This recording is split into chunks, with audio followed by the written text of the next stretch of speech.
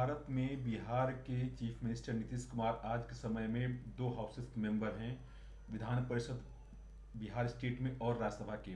आपको पता होगा कि 16 मार्च को राज्यसभा के चुनाव हुए, जिसमें कि नीतीश कुमार जो कि चीफ मिनिस्टर है बिहार के, उन्होंने भी पर्चा भरा था और अपना चुनाव जीता।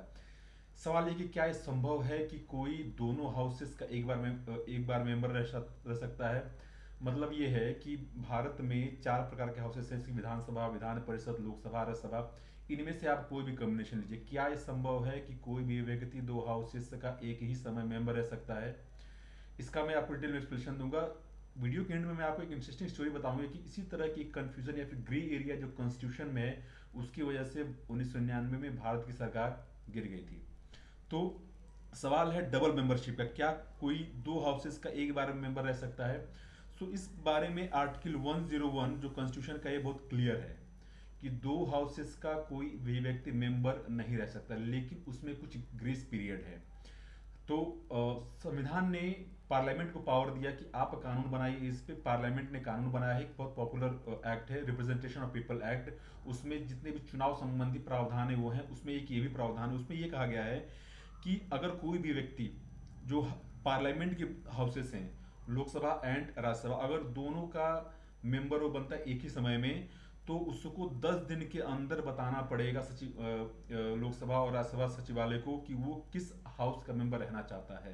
ठीक है, अगर उसने नहीं बताया तो उसका जो राज्यसभा का सीट है वो वैकेंट हो जाएगा, उसका राज्यसभा की मेंबरशिप चली जाएगी। इसका मतलब ये है कि अगर अगर कोई व्यक्ति राज्यसभा लोकसभा दोनों के लिए चयनित होता है तो उसको 10 दिन के अंदर बताना पड़ेगा, अन्यथा उसकी सीट राज्यसभा की चली जाएगी।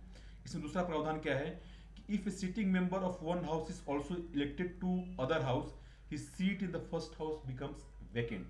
इसका मतलब ये है कि अगर कोई लोकसभा सदस्य है और राज्यसभा के लिए चयनित होता है तो लोकसभा की सदस्यता उसकी अपने आप चली जाएगी, उसको कोई बताने की जरूरत नहीं है। उसी तरीके से अगर कोई राज्यसभा का सदस्य लोकसभा में के लिए चयनित होता है तो उसकी राज्यसभा की सदस्यता अपने आप चली जाती है। और ऐसा होता भी है कि हमेशा जनरल इलेक्शन में बहुत सारे राज्यसभा के जो मेंबर्स हैं वो चुनाव लड़ते हैं और लोकसभा के चुनाव जीतते हैं और उनकी राज्यसभा की सदस्यता अपने आप निरस्त हो जाती है। तीसरा प्रोविजन इसमें यह है कि if a person is elected to 2 seats in a house, he should exercise his option for one, otherwise both seats become vacant. हमेशा चुनाव में ऐसा होता है, विधानसभा का हो लोकसभा का हो, कि जो बड़े लीडर्स होते हैं हमेशा वो 2 सीट से चुनाव लड़ते हैं। जैसे कि प्रधानमंत्री मोदी 2014 में गुजरात से भी और बनारस से भी चुनाव लड़े थे, दोनों जगह से उन्होंने जीता था। तो कोई भी अगर ऐसा है तो उसको एक ऑप्शन एक्सरसाइज करना होता है, मतलब कि कोई एक सीट उसको चयन करना पड़ता है कि वो कहाँ से मेंबर रहेगा, और ये भी 14 दिन के अंदर। तो प्रधानमंत्री मोदी ने तय किया कि नहीं, वो गुजरात से नहीं, वो आपका बनारस से मेंबर रहेंगे। तो उन्होंने विद इन 14 डेज 2 वीक्स उन्होंने सचिवालय को बता दिया और उनकी गुजरात की जो मेंबरशिप थी गुजरात से वो रद्द हो गई, सिर्फ बनारस का मेंबरशिप उनका रहा। ठीक है, अब आते हैं नीतीश कुमार के केस में। नीतीश कुमार के केस में क्या है कि वो स्टेट लेजिस्लेचर, यानी चूंकि बिहार में डुअल हाउस है विधानसभा और विधान परिषद, तो विधान परिषद के सदस्य हैं और विधान परिषद सदस्य होते हुए वो चीफ मिनिस्टर भी हैं। ठीक है, और चीफ मिनिस्टर और विधान परिषद का सदस्य होते हुए वो राज्यसभा के लिए भी उनका चयन हुआ है ना, इलेक्शन हुआ, इसमें कोई चुनाव जीते हैं। तो अब सवाल ये है कि कब तक वो रह सकते। देखें, 16 मार्च को चुनाव हुए हैं, ठीक है, और अभी तक न उन्होंने विधान परिषद सदस्यता छोड़ी है, न ही उन्होंने चीफ मिनिस्टर पद से रिजाइन किया है। अब सवाल ये कि ऐसा कब तक हो सकता है। तो अगले 14 दिन तक, यानी कि 30 मार्च तक उनको बताना पड़ेगा कि वो किस हाउस के मेंबर रहना चाहते हैं, या तो विधान परिषद से रिजाइन करें, अगर नहीं करेंगे तो उनका क्या होगा कि उनका जो राज्यसभा की मेंबरशिप है, जो वो चुनाव भी जीते हैं, वो खत्म हो जाएगी। ठीक है, तो जो पहली स्थिति थी वो स्थिति दोबारा स्टेब्लिश हो जाएगी। तो समय उनके पास अगले 10 दिनों का है, उनको विधान परिषद से रिजाइन करना पड़ेगा, और विधान परिषद से रिजाइन करेंगे तो जैसे बात चीफ मिनिस्टर पद से भी रिजाइन करेंगे और वो फिर राज्यसभा में आए। अगर ऐसा नहीं करते हैं तो उनकी राज्यसभा की सदस्यता चली जाएगी। अब सवाल ये है कि 1999 में क्या हुआ था। देखें, ऐसा ही कंफ्यूजन था कि चूंकि संविधान में आर्टिकल 164 है जो कि अलाउ करता है कि कोई भी व्यक्ति चीफ मिनिस्टर बन सकता है, लेकिन उसको चीफ मिनिस्टर बनने के बाद अगर वो विधान परिषद या विधानसभा का सदस्य नहीं है तो बिना सदस्य रहे हुए वो चीफ मिनिस्टर बन सकता है, लेकिन उसको 6 महीने के अंदर किसी न किसी एक हाउस की सदस्यता लेनी पड़ेगी। ठीक है।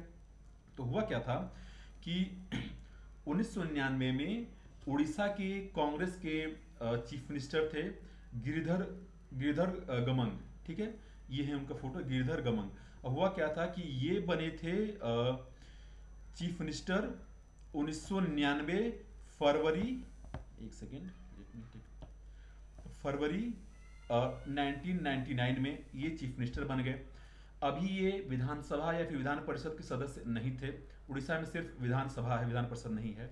तो हुआ क्या कि अगर ये फरवरी 1999 में चीफ मिनिस्टर बने तो ये 6 महीने तक चीफ मिनिस्टर रह सकते हैं बिना विधानसभा के सदस्य लिए हुए। 6 महीने के अंदर इनको लेना है।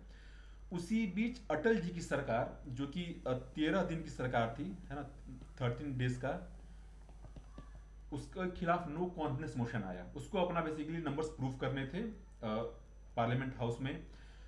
और अभी भी ये जो गिरधर गमन हैं, ये कोरापुट से मेंबर ऑफ पार्लियामेंट थे। अभी भी मेंबर ऑफ पार्लियामेंट थे। चीफ मिनिस्टर ये बन चुके थे, लेकिन इन्होंने मेंबर ऑफ पार्लियामेंट मेंबरशिप से रिजाइन नहीं दिया था। ठीक है। उसी बीच इनको कॉन्फिडेंस वोट के अगेंस्ट वोट करना, जाहिर सी बात है कांग्रेस पार्टी से थे, इनको अगेंस्ट वोट करना था। तो उस समय बहुत ही एक धर्म संकट खड़ा हो गया था पार्लियामेंट में, खासकर जो स्पीकर है जीएमसी बालियोगी उसमें स्पीकर थे, कि कैसे इनको अलाउ किया जाए, नहीं किया जाए। जाहिर सी बात है वो मेंबर ऑफ पार्लियामेंट है तो वोट तो दे ही सकते हैं, लेकिन वो चीफ मिनिस्टर भी हो गए थे। तो जीएमसी बालियोगी ने कहा कि मैं इनके कॉन्शियस पे छोड़ता हूं कि ये वोट देते हैं कि नहीं देते हैं। ठीक है। अब समस्या क्या हुई कि इधर कांग्रेस पार्टी ने अपने सारे मेंबर्स ऑफ पार्लियामेंट को व्हिप जारी कर दिया था, भाई आपको अटल जी की सरकार के खिलाफ वोट करना है। अब इनको भी वोट करना था, चूंकि ये मेंबर ऑफ पार्लियामेंट थे तो कांग्रेस पार्टी की बात माननी थी, इनको वोट करना था। ये उड़ीसा से आए दिल्ली, वोट में पार्टिसिपेट किए और इन्हीं के एक वोट से अटल जी की सरकार गिर गई। उसमें क्या था कि 270 vote versus 269 vote, 269 vote. 269 vote किसको मिला? वाजपेयी जी को, उनकी पार्टी को, और 270 उनकी अगेंस्ट पार्लियामेंट में वोट पड़ा, और सिर्फ एक वोट से सरकार गिर गई। तो ऐसे कुछ संविधान में, जैसे कि मैंने आपको बताया आर्टिकल 164 का हवाला दिया, ठीक है, कि संविधान में कुछ ऐसे ग्रे एरियाज हैं जिससे कहा कि कई बार फायदा उठाया गया है, अनैतिक फायदा उठाया गया है। ठीक है। तो जाहिर सी बात है ये एक अनैतिक निर्णय था कि आप चीफ मिनिस्टर भी हैं और आप आके पार्लियामेंट में वोट भी कर रहे हैं, जबकि ये तो चूंकि एक्सेप्शनल कंडीशंस के लिए बनाया गया है कि आप अगर मेंबर ऑफ लेजिस्लेटिव असेंबली नहीं है फिर भी आप चीफ मिनिस्टर बन सकते हैं। जैसे कि रिसेंट में उदाहरण था उद्धव ठाकरे का, जब वो महाराष्ट्र में उद्धव ठाकरे की सरकार बनी तो उस समय ये वो मेंबर ऑफ असेंबली नहीं थे, वो लेजिस्लेटिव काउंसिल के थ्रू आए। तो कहने का मेरा मतलब ये है, दो बातें, अगर नीतीश कुमार रिजाइन नहीं करते विधान परिषद से तो उनकी राज्यसभा सदस्यता ऑटोमेटिक खत्म हो जाएगी। ठीक है। और संविधान में कुछ ग्रे एरियाज ऐसे हैं जिसका ये कई बार अनैतिक फायदा उठाया गया है। धन्यवाद।